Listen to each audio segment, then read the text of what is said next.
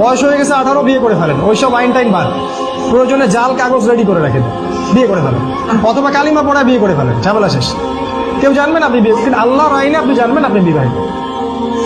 Tricks apply করতে হবে, ওরা যদি আমাদের সাথে ট্রিক্স অ্যাপ্লাই করতে পারে আমাদেরকে করতে হবে। ফালতু জিনিস। আমার বোনের বয়স 17 বছর হলে বিয়ে করতে পারবে না, অথচ একটা 17 বছরের মেয়ে, সে জন্মদানে সক্ষম, সন্তান জন্মদানে সক্ষম। আল্লাহ পাক বলেছেন কোরআনে, হায়েজ হলেই মেয়ের বিয়ে করতে পারবে, এবং সে রুষ্ট হবে, রুষ্ট মানে আকল, সে ভালো মন্দ বোঝে, বিয়ে করতে পারবে। বিয়ে করে ফেলেন দ্রুত, সময় নিয়ে নিচ্ছে বেশি মনে হয়, শেষ করি।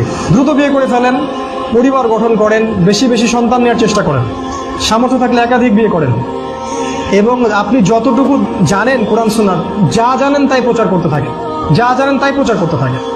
আপনার পরিবারটাকে স্ট্রংলি করে তোলেন, কোনো কিছু ছাড় দিবেন না, পরিবারে কোনো ছাড় দিবেন না।